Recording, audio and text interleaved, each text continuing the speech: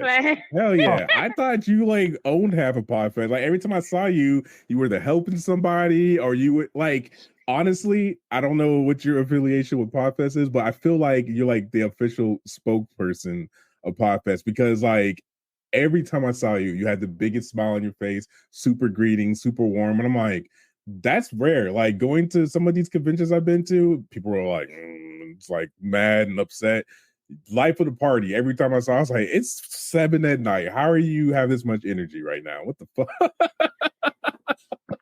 People were even asking, like, what time are you sleeping? Because you're constantly here. You constantly have a beer on your hand. Yeah. I know how many you've been drinking, but you're still running the shit.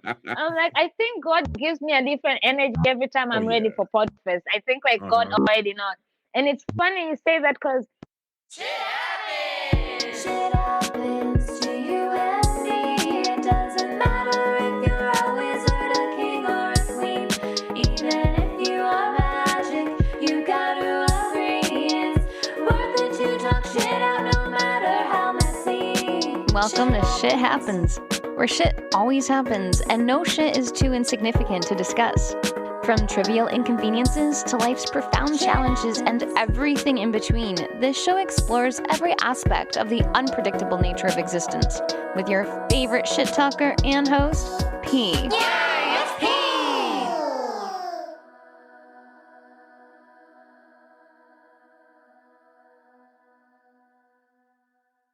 It happens! And definitely shit happens because did you all know this is my first 10 o'clock shit happens live? Yes.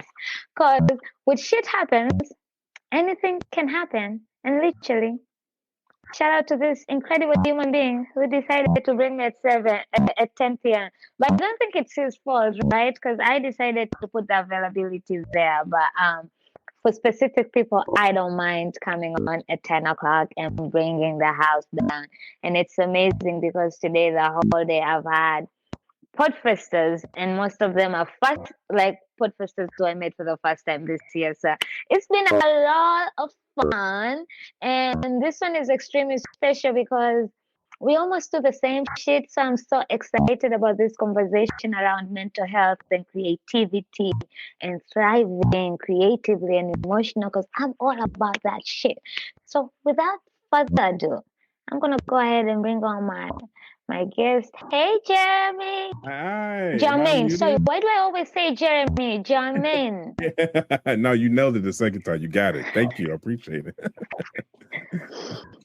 How you doing? Yo, I am doing great. Today went swimmingly. I streamed. I'm also a streamer on Twitch. I streamed earlier, and it was just a lot of fun. We played Tekken. We talked about work. We talked about the holidays, and it was fun. It was good times. So let me ask you, right?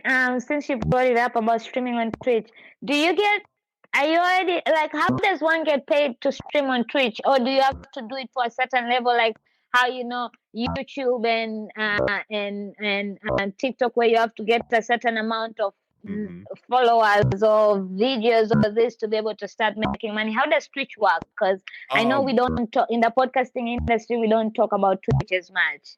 Yeah, that and rightfully so, because Twitch is a night. No, I'm just playing.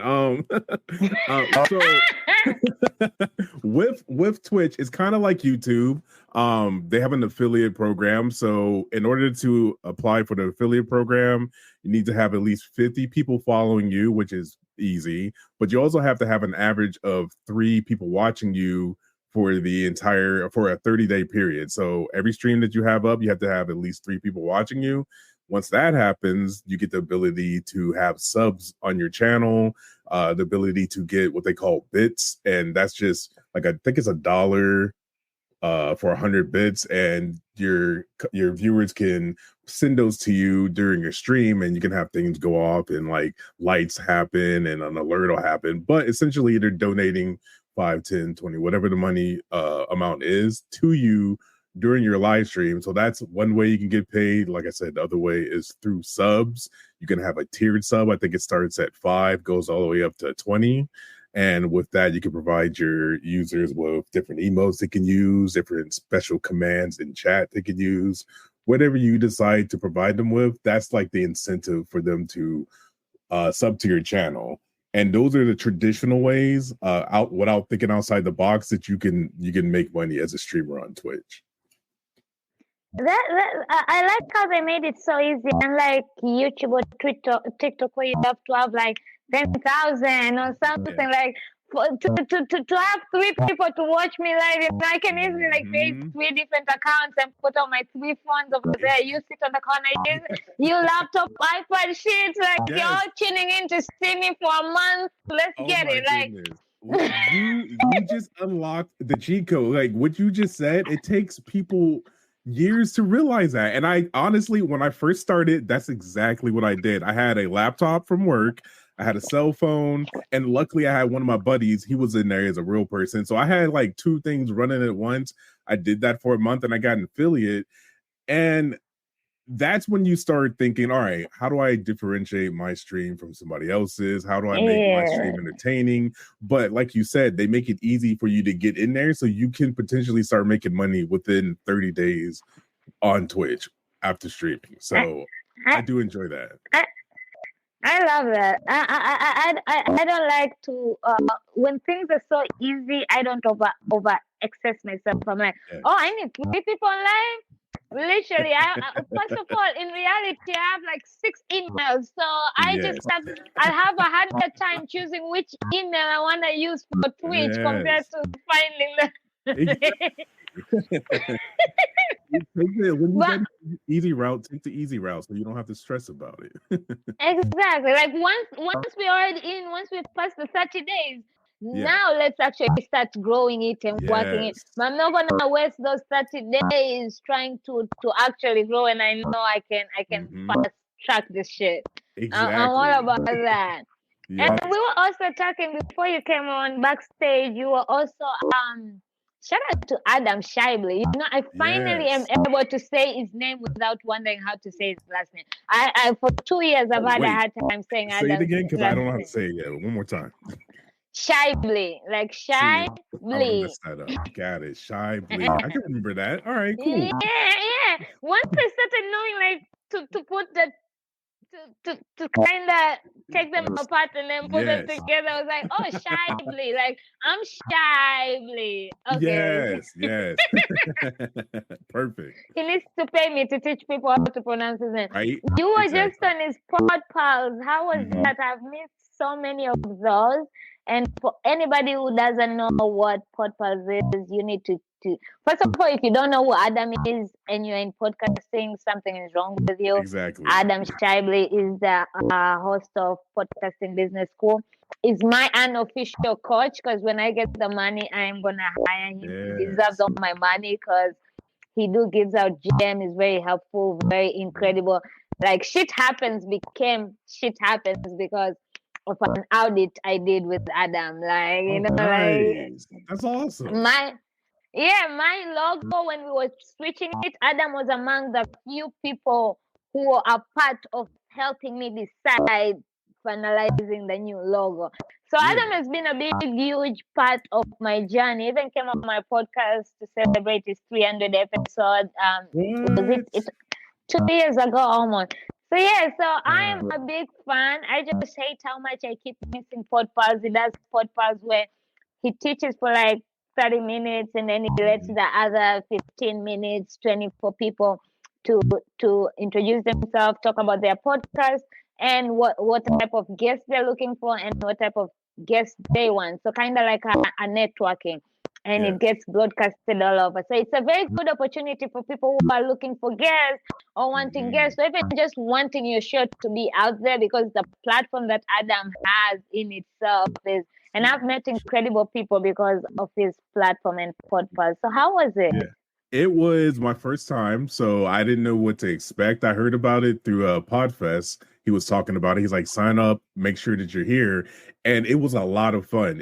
I enjoy hanging out with like-minded people, and luckily it was 15 of us. It was just us podcasters. We all had different niches. There's somebody, I think her name was Helen, and I think her podcast is Sleepless. All she does is read the most boring lists ever For to help people you to go to sleep. sleep. I love it. Yes. I was like, that is genius. I was like, let me be a guest on your show. I'll read whatever you want. I'll read the encyclopedia.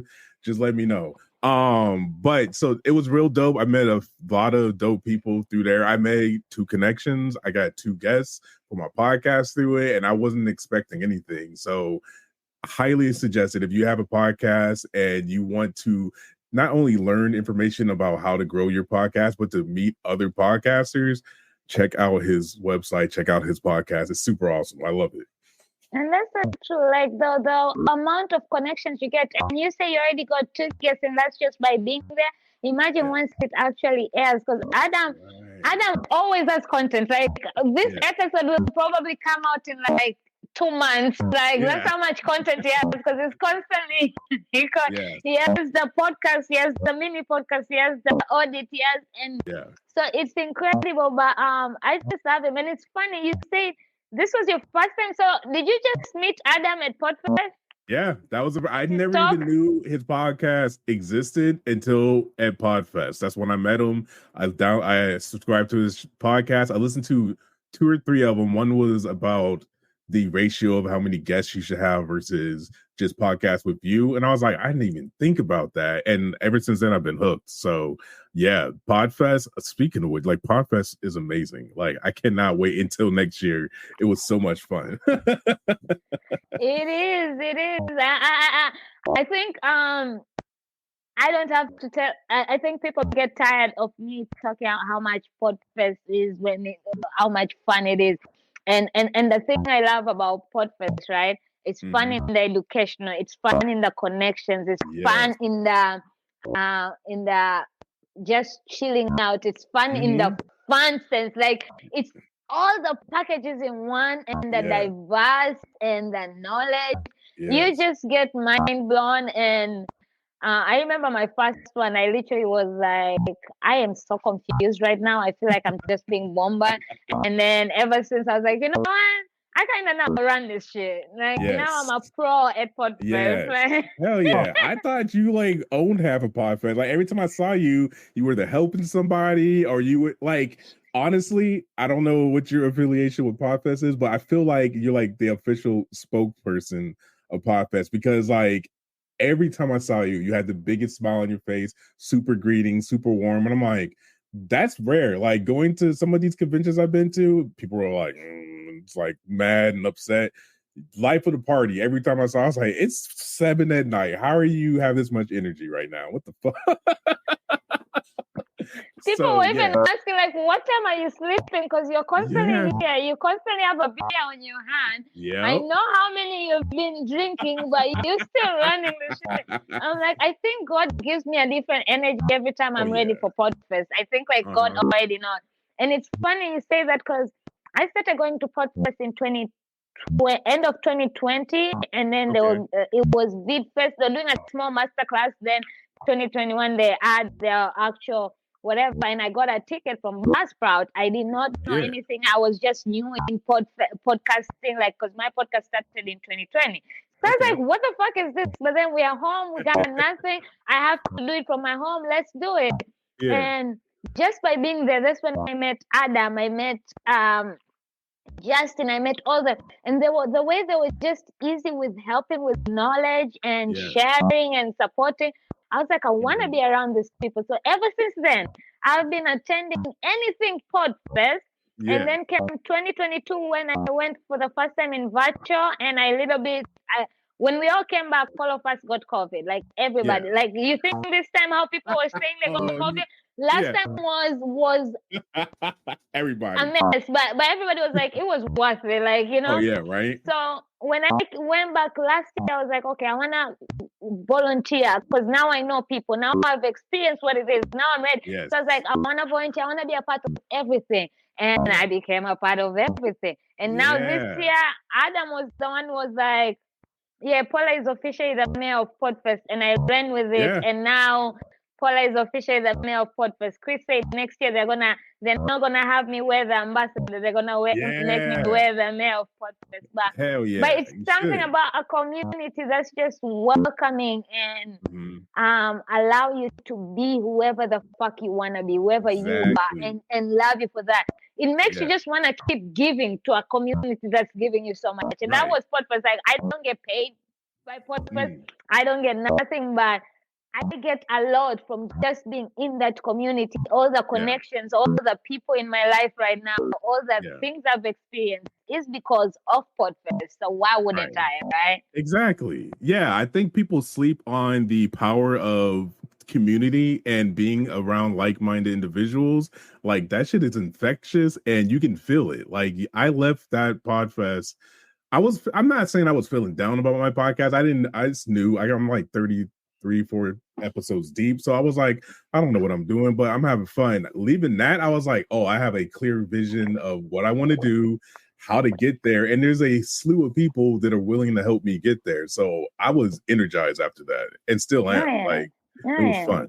Definitely it was. And I love that about you, because again, you went, you met Adam. Adam talked about his podcast, and there you go. Because sometimes people, we go to this, we make these connections, but then when we come back, we forget about those connections. But you gotta continue nurture those connections. You gotta show up for those people's shit to keep on creating that bond bigger, and that's how. So I am happy that you actually went to the podcast and look what it turned out for you. And now you even got me like, damn, I actually haven't been to Poppers in a minute. So next year, I know tomorrow when Adam normally sends his emails on Wednesday.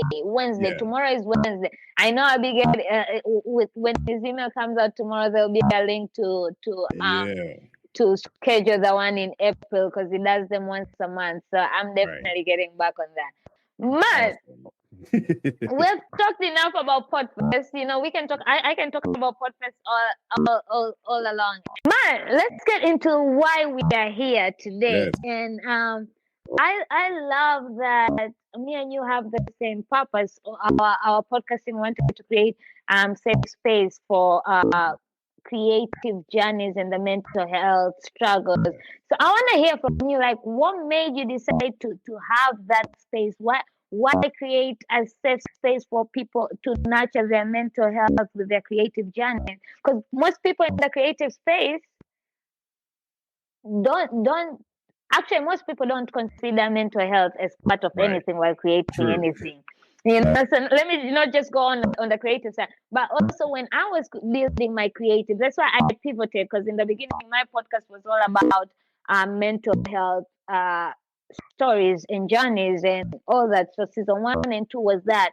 Then we rebranded. That's when the new logo came and was like, okay, for creative journeys, because now I was like, I'm in this space. I want to be in this space. And I'm seeing the struggles I have to go with: isolation, lack of support, and giving out finances. And that also still fucks with your mental health. Like the depression, the anxiety. Where's this money coming from? Where's this? All the money is going out. I ain't getting money in. I gotta sleep. I gotta eat. So all that. So I created that because I was like, fuck, I don't have that. And I want to hear people's journeys, right? I want to hear what they do when they have these struggles, so that the other person who's thinking about getting into this creative world can know that just because we are here right now, that's not where we came from. Like, there's still a lot. So what was it for you? For me, it was a number of things. I would say what got me to start the podcast was I was going through a mental health journey myself. I think it was 2022. I can't name the company I was at, but I was working full time at a company. I was the manager of IT. That was my department. I had a good job, but there was something that just wasn't clicking. I remember distinctly there was a position up in a different Charlotte, North Carolina. It was in the company and it was perfect for me. I play video games a lot. I stream, and the position was basically play video games and stream and talk about the company. And I was like, I do that all the time. So I went to my manager. I was like, look, I think this would be a great opportunity for me and my family to move up there, yada, yada, yada. They were like, cool, go ahead and talk to the manager up there and make it happen. So we did that in December, and I'm getting jazzed. I'm like excited. I'm like, this is what I want. This is what I want. And turns out January comes around, I'm like, yeah, we're gonna go a different route. And like that crushed me. Like I've been fortunate enough that my mental has been at a spot where I feel like anything I put my mind to, I can achieve.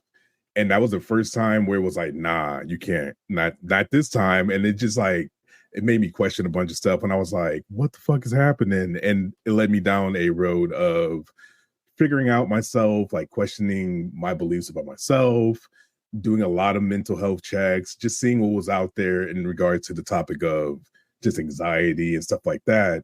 And so eventually, long story short, I left that spot. I put my 2 weeks in. I've been doing the entrepreneurship thing since. And I started the podcast because I see a lot of creators who are talking in a way that it's just not true. We lie to ourselves a lot. We put a lot of extra pressure on ourselves that we don't have to. And the purpose of the podcast is so I can have those conversations with other creators to not only A, show you that you're not the only one that feels like that, but B, you thought this person was like they're up here and they feel like this, but they're still doing it. And so it's not only like, okay, they feel like this, but they still got through it. How did they do that? And I think the more stories we hear like that, I won't say easier, but the easier it is to figure out how to deal with it ourselves. And it's been fun and a lot of good has been coming out of it. And I'm so excited to see what the future of the podcast goes. I have so many ideas, but one step at a time. But yeah, that's what got me to start doing it.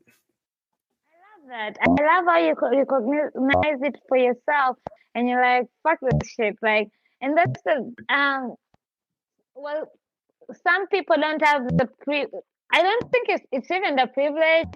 I think it's just kind of betting on yourself, being ready to just be like, listen, this company clearly doesn't give a fuck about me. Exactly. And it's now time to do. And most people don't have the support that comes in betting on yourself, right? Exactly. So how were you able to bet on yourself and just be like, fuck it? So it was twofold. The thing that got me to even think about quitting is during that time, COVID, we were all working from home. And for my job as an IT, like the only thing I would need to go into the building for was to like check inventory. Other than that, I can remote into your computer and fix everything. So there was no reason for me to be in the office, but the older heads up top were like, no, we need you in the office 4 out of 5 days. So I was like, I don't want to lose my job. Yeah, right. I was like, I don't want to lose my job. So I went in one day and I wear an Apple Watch. I've never seen an alert on my Apple Watch go off until that day. I looked down and my heart rate was like at 140 and I was having an anxiety like attack because I had an office, but there were people in my office and they weren't wearing a mask. And I was real skittish about that at the time. So I was like, nah, I can't do this. And I went, talked to my wife. I was like, look, financially, we're good until I find a new, like the finances weren't an issue, but the mental of you thinking, I feel like there's a thought that everybody has is if I don't have a job, I'm going to be homeless. Or if I don't have a job, I'm going to be broke. Yes, See? Yes, right. yes. So even though we had everything was paid for, and luckily I got a severance package from that job, so that set us up for like 6-7 months. But the mental part was the hardest part to get over. Like once I was like, look, worst case scenario, I'll drain our 401k. I'll figure some shit out, but I cannot work here anymore. And once we came to that decision, I was like, all right, I'm done. That first month was scary as fuck because the whole time I was waking up like, oh, I'm supposed to be at work. Oh no, I'm not. Oh, what this bill's gonna get paid? Oh no, we're good. Oh, I don't have a job. Like questioning my butt. Like once I figured out it was good, I was like, oh, I can do whatever the fuck I want now.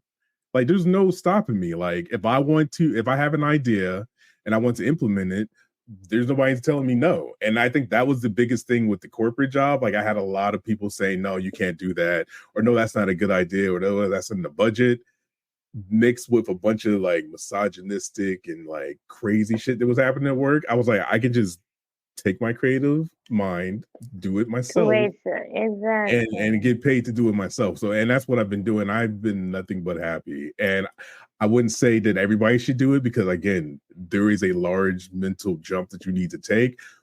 But once you do it, you realize there's nothing but bliss on the other side. Like the scary shit you were telling yourself isn't there. So think about it. At least like weigh the pros and cons to see, like, can I like stop working for somebody else and do this my own? It might be possible for you.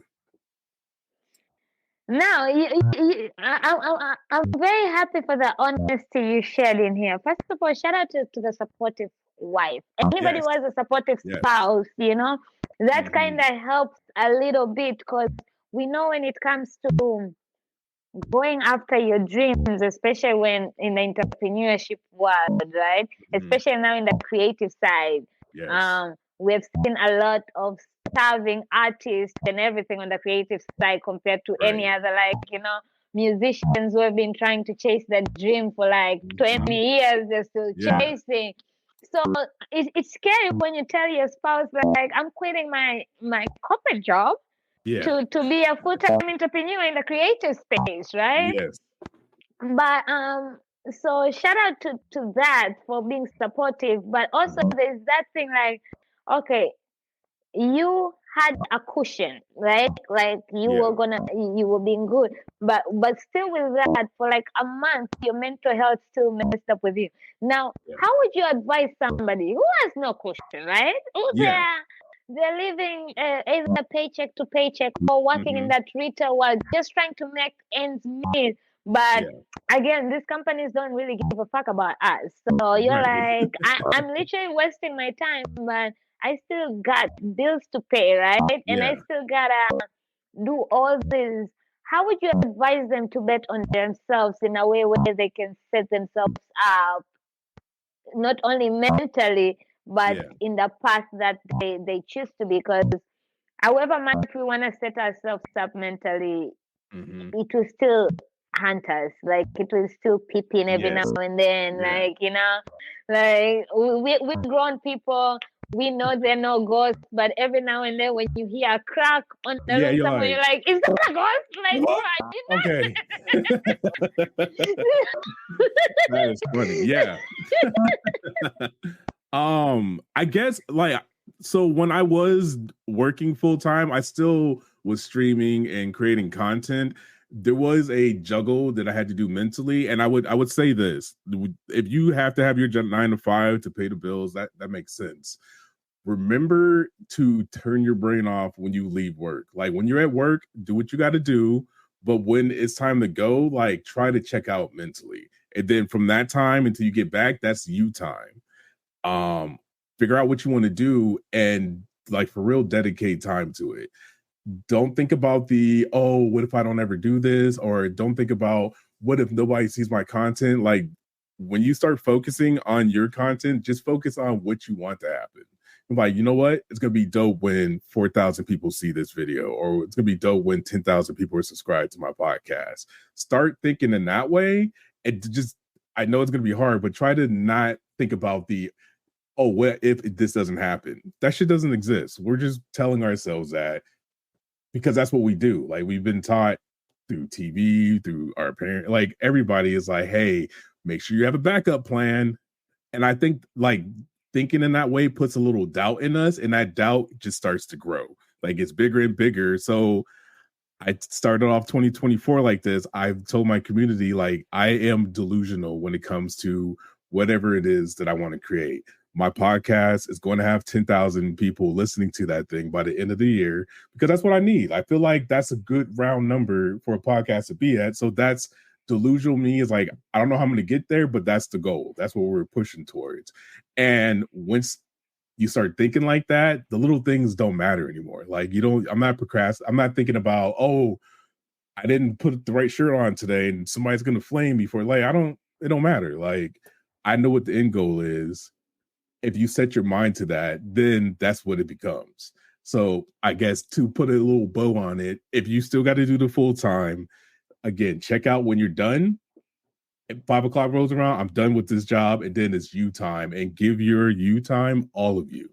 And I think you could be successful in that way as well. So true.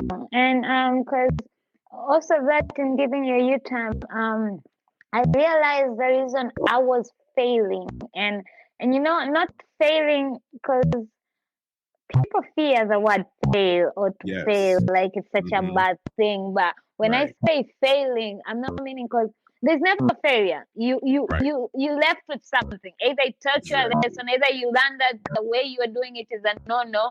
Either like, Yeah. okay, maybe this really ain't the time for this shit. So there's always Right. something that comes with failure. So it's really not Exactly. failing, but it also comes along with discipline. So this year I said my word was going to be discipline, which I was doing kind of well in January until I went to Podfest, and then when I came back, I lost. Like I feel like after coming Yeah. back to Podfest, the recovering, the entire February just Yeah. went by. Like I know it Yeah. was there, but and I know it took longer than January normally does, Right. maybe because it was leap year, but this February was Exactly. dragging as fuck.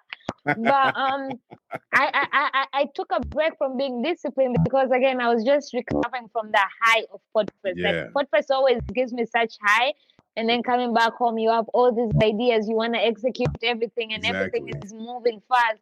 But discipline is such a big factor in growing, whether it's your content world, your creation journey, you as a person, your whatever journey you're going into. Discipline is such a key factor that we tend to forget because I remember, and I shared this, and until today, it still pains me because I'm a foodie. Like, I like to eat. Yeah. Despite how I look, I eat as fuck, okay? Yeah. And I was invited, shout out to SA, another Podfest family I met through Podfest, and we've created a connection. I love him. I work with him. I call him my mentor. He's the Yeah. reason how I got into branding, and I'm always branding. Yes. So he has also this foodies group where we meet up and do different types of food, Oh, and okay. people, we just hang out, families and stuff. Hell yeah. So I got invited, and one of my a friend who I just met at Podfest Global. So Podfest Global is the one we do normally around March, which Okay. I'm not sure if this year is gonna be since they're doing the AI masterclass, but it normally goes around March, and it's virtually for like not even a week, but something like a week or so. Gotcha. So it was last year virtually. He was presenting, I was presenting. We met up in a meetup, and our journeys were kind of similar. His podcast was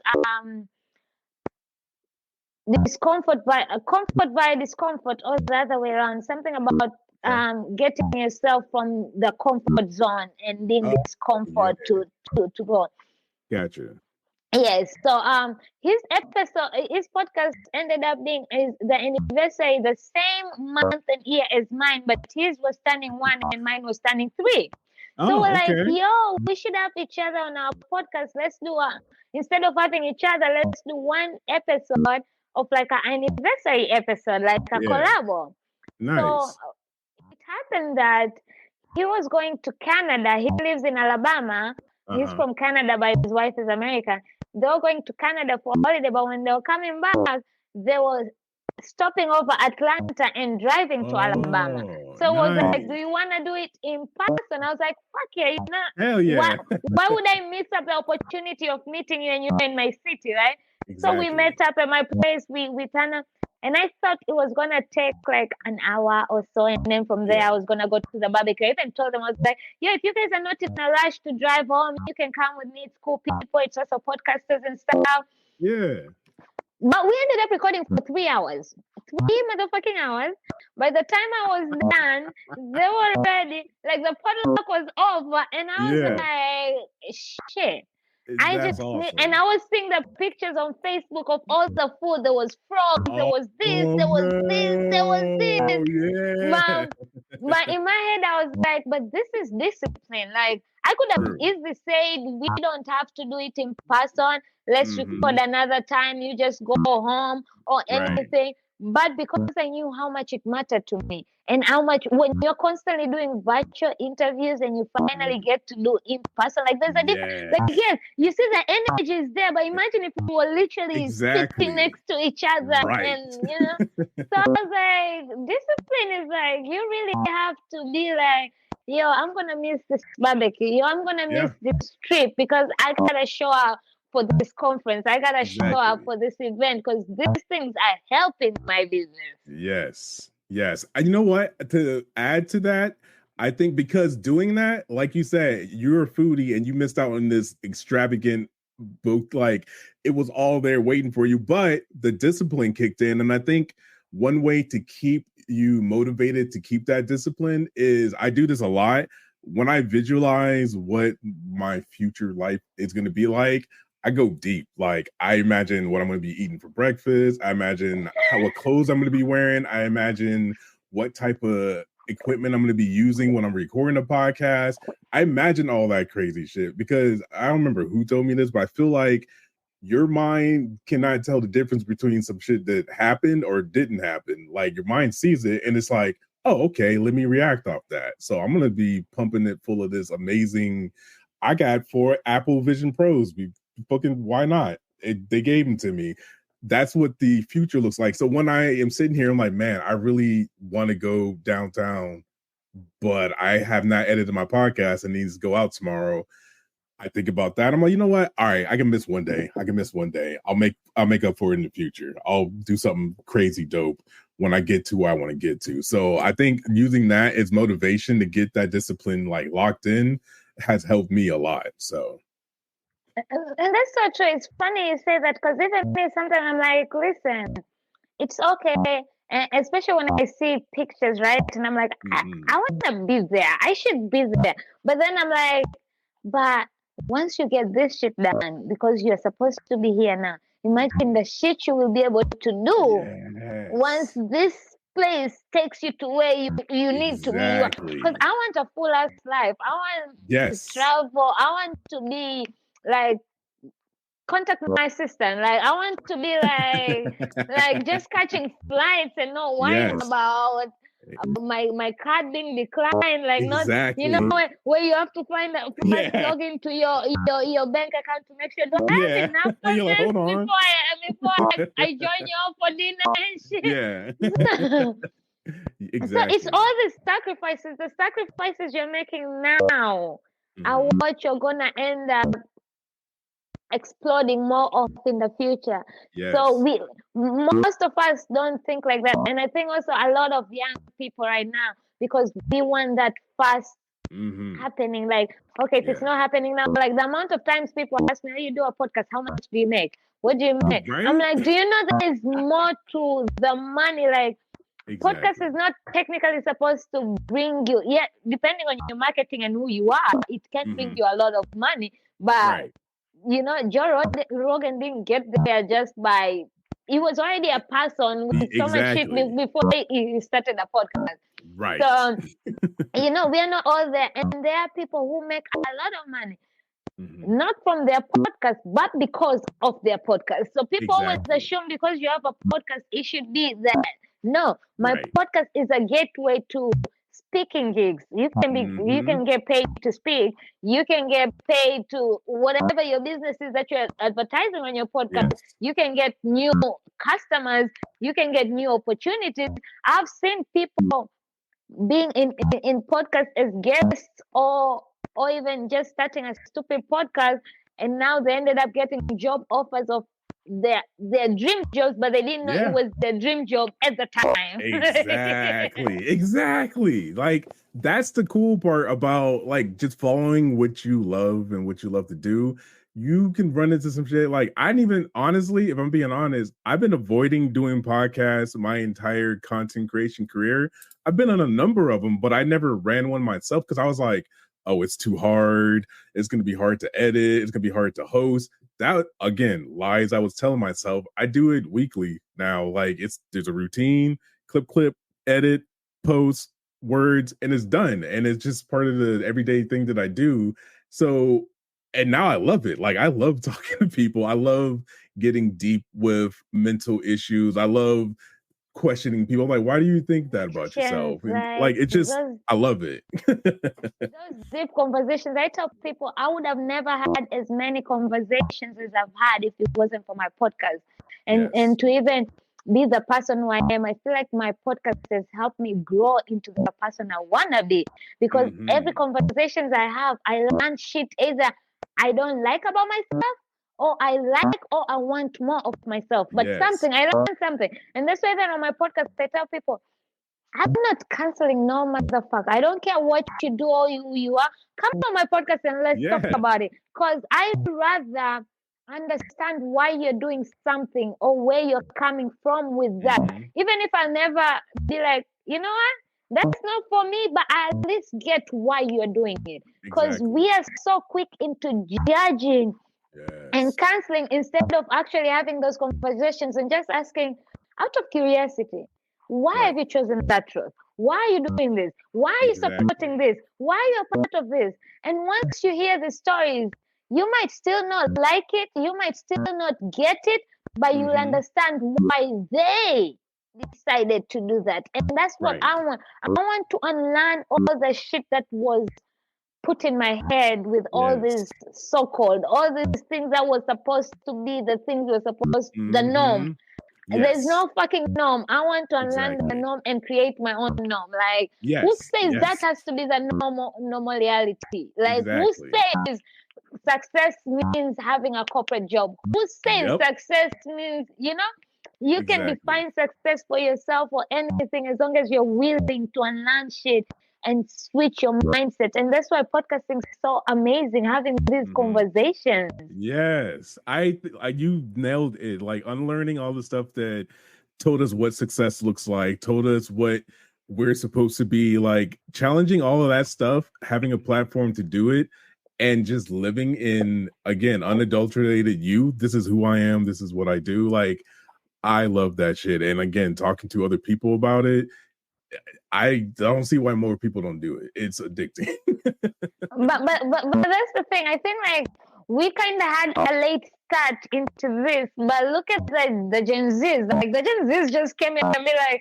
"Fuck your 9 to 5s, fuck your job, fuck."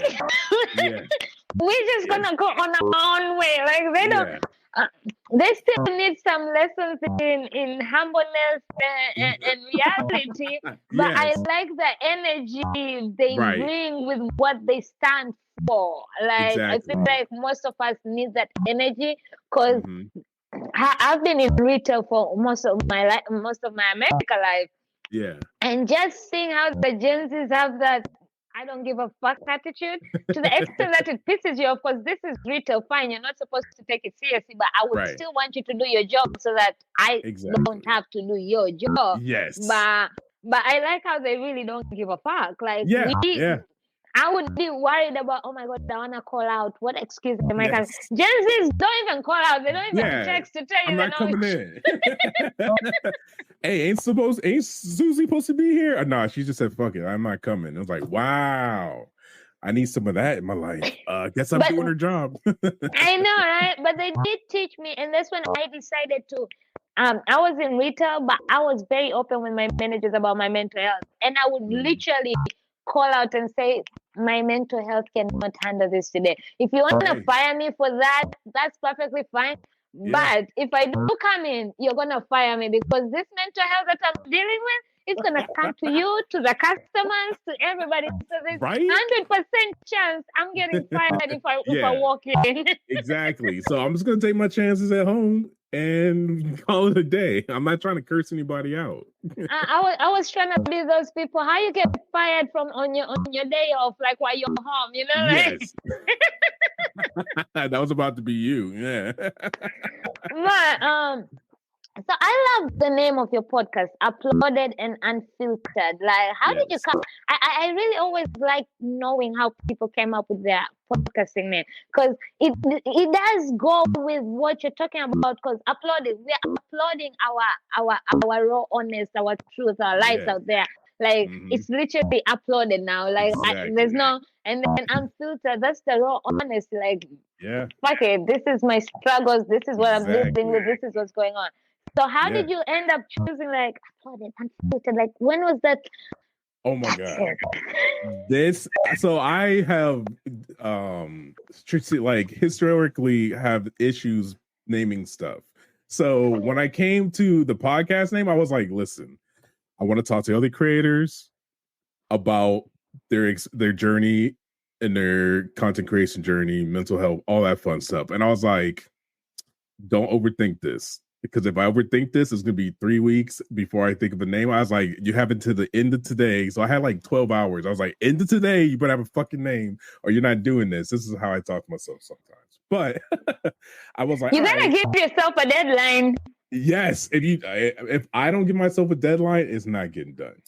That's just how I work. But so I was like, all right, upload. The first one was like conversations with creators.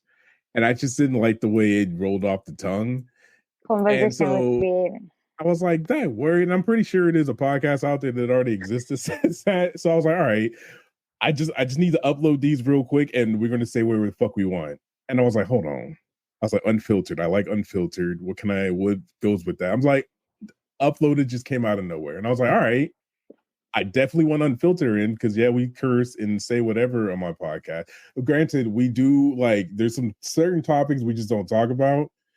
And before every guest, I send out a survey to my guests and like, hey, what are the things you want to talk about? What are the things you want to avoid? And certain stuff like that. And so far, nobody has said anything. Everybody's like, no, we can talk about whatever you want. And I'm like, yes, all right. But yeah, it was out of the blue, just uploaded until it just felt right. And because of that deadline, I stuck with it. I love it. And it really works. And I'm like, I don't talk about politics or religion in an intense way on my podcast because I feel like everybody has the right to support, to believe, to do whatever. And I know how it can easily go 0 to 100 real quick. Like I've been in situations where people, it just starts as a normal conversation, and next thing you know, you're like, damn. But if we're talking casual, like, yes, I believe in God, I pray, and like that casual on top, sprinkling it, like, that's how we go. But but once you go past, I'm like, all right, man, chill, relax. So far, you're 33 episodes in. What would you say? Out of your 33, I know all the conversations have been very inspiring, insightful, motivation, because why else do we have this platform? Every conversation, every guest brings in what. But what is that one episode that really, like, in this 33 so far, that really was like, yo, that was a moment, like, either mentally, emotionally, or whatever, like, that really, like, in you, like, I mean, I know all my episodes are fucking good, but this really awakened something in me. Let me think. There was early on, there was a streamer by Miss Kaylee, Red Carpet Gaming. She went, when I first was watching her content, she was under a different name, different like profile, and she did a rebrand. And in my mind, at the time, doing a rebrand of your socials was like crazy. Like that's going to be one of the hardest things you ever did. And so in my head, it was just like, nope, never doing that. And she did it. And she just talked through that process of doing it. And she was scared to do it, but she still went through it. And nothing bad happened. Only good stuff happened. And it worked for her. And like, after hearing that, I was like, okay. And so I finally, for the longest, I've had my Uploaded Unfiltered podcast going to YouTube, but I had it under my other profile that was like mostly gaming and tech news. And I was like, I could just make my own YouTube channel for Uploaded Unfiltered. And there's no negative. I kept thinking, I was like, something bad's gonna happen. So I was like, oh. So I took 4 or 5 hours to upload everything, retag everything, do thumbnails, and then I just did it. And I was like, I would have never done this if I didn't hear her talk about her rebrand. And stuff like that happens all the time. So definitely that one like unlocked something. I wasn't expecting to do work after that podcast, but after listening to it, I was like, oh, nothing bad is gonna happen. Let me go ahead and start the work. And I loved it. It was great. I feel that. And I remember I saw Meredith speak at Podfest, and she was talking about episode titles, and I was already on season 4, and every season has 15 episodes, but I legit came back home and changed all my fucking titles. That's how much it was like, yeah, Yes. you can actually do this and there's nothing wrong with it. Like, Exactly. even though sometimes, because you were saying I could never rebrand, but it's funny because once you're in this business, you will see you'll end up rebranding like 2-3 times. Like, Yes. I never thought I would rebrand. I thought that logo I had in the beginning I would die with, and here we go. We have a new logo, Yes. and now I have Shit Happens, which has a new logo, and I'm like, how do I? Yeah, I'm like, how do I put all of it? So my friend drew this. Anytime you go on a podcast, she draws you like a pop-up cartoon, and then I turned it into a logo. That is fire. Oh, that's awesome. So it's funny that you think it will never be you to rebrand, but being in this industry, you are constantly rebrand because we are also constantly growing. So you outgrow your own shit. Right. And you know what? I'm glad you said that because I've been thinking, not that I want to change my podcast, but I've been thinking of ways to enhance it. And I've been going both ways. Like, part of me is like, you just stop with the trying to change shit.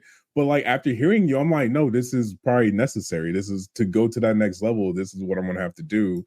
And I think I'm almost there to just be like, all right, let's make it happen. The only thing I always say is always let your listeners know on what is coming instead of shocking them. So even me, when I was rebranding, it was during the time I was like, I'm gonna wait for this season to end, and then when I come back with a new season, that's when I will do it. And I literally, when I ended the season, I told them new season is gonna come with new things. Stay updated on my social media where I'll be posting shit. So I started teasing on social media and doing that, and people love it. I actually wasn't sure how my new logo people will take it, but people loved it so much. I was like, oh my God, okay. So cool. We can do more playing around with shit. Yes. So, and it's fun to do that. And I was actually looking at your episodes, and I think I'll go start listening to Shoot Your Shot because I'm a firm believer in shooting your shot. And I always tell people, half of the time I have listeners on my show is I use my dating apps and I swipe for guests, not for people to date. Okay. I promote my podcast on my dating app. Like, I DM people like, come on my show because I'm already on a no without asking. And if I don't shoot my shot, if I shoot my shot and I get a no, it's still where I was. So there's nothing changes. Exactly. But at least they know me. At least they've heard about me. They might direct me to a different opportunity. It might not be now, but it might be later on. There's nothing you lose with shooting your shot, but a lot you gain. I started speaking at Podfest because I shot my shot, but I was expecting a no because I wanted to train myself to hearing no's as well. And I ended up getting a yes, and I was like, oh fuck, now I gotta re-represent. Yeah, I love that. I think once you realize, when you hear no, nothing bad's gonna happen, then you're cool with hearing no. Like, there's no negative. They're not saying no, you're a bad person and we don't like your face. They're just saying no to the question you ask. You're like, all right, I'm gonna ask again next week, or I'm gonna ask the next person. Exactly. It took me a while to get that. Like, not that I didn't like rejection, but I guess I just didn't like hearing no. And now I have to ask people all the time. We all don't like rejection. We all don't like. We have to train ourselves to accepting rejection. But nobody can come out and tell you, I like rejection. Like, you're lying. Yeah. You're like, no, I love it. Say no to me, please. Wow, we are coming to the end of this. This is so much fun. But I would definitely want you to come back. I feel like there's so much more we could unpack. But before we go, there's something that you say through your content, you inspire conversations that empower fellow creatives to thrive both creatively and emotionally, which I so much love because we are constantly trying to see how we can thrive in this industry, but also not just money-wise, financially, but also creative, also emotionally, also, So what advice for those people who are yet to listen to your podcast and hear these conversations, what advice would you give somebody who's trying to figure out how to thrive creatively and emotionally in their creative journey? I think one thing that helped me a lot, and I tell all my guests this, anybody I'm working with, is you want to make content that you are happy with. Make content that it excites you. Make content that has a purpose to you. And the thing that you really need to do is just ignore everybody who says anything to the contrary of that. And I have an example of that. The Uploaded and Unfiltered started as, again, me wanting to just talk to other creators about their mental health. And in my group, my friend group, I had at least 2 or 3 people who were like, you want to start a podcast? There's like 4,000 podcasts. You don't need to do that. And had I been in a different mindset and listened to them, I wouldn't be here today. Because I wouldn't have went to Podfest. I wouldn't have known that this exists, and I wouldn't have had a podcast. But because it's a combination of confidence and cocky, I was like, well, this podcast doesn't exist, and I have not did it yet, so that's why I'm going to do it. Like, after that, then yeah, somebody else could be like, oh, why are you? Because I didn't start it, it didn't exist. I was like, no, I'm doing it. And I just pushed forward with that mentality, not only because it makes me happy, but because I also think it's needed. So if you can lock in on what you want to do and do it with a thought of this is what I love and this is what I want to put out into the world, and just ignore everybody else, I think that will help you thrive in this journey, especially when you're doing something that you enjoy. It's been this has been so much fun, and I'm glad that I actually jumped on the train to start my podcast, because look where we are now. And that's so true. It's like telling people don't make no more movies because we've had all the storylines. Like, come on, man. Right? Like, go ahead and make your little podcast and watch it thrive. But thank you all for whoever joined us on Shit Happens. If you're live, if you're watching this on replay, go check out his podcast. Let the people know where they can find you and where they can find your podcast. You can find me on both Instagram and just the internet as Uploaded and Unfiltered. You can find me on Instagram with that, and you can find the website uploadedandunfiltered.com. I have all my past guests there. Be a player for the podcast itself. Or if you're like me and like to do traditional stuff, you can just search me on Spotify or Apple Music and I'll pop up. All right. Thank you very much. Again, it was so amazing having you here. I loved your energy. I love being around your Podfest, and I feel like we're just getting started with the amazing collaborations we're gonna keep doing. And by the way, where are you located?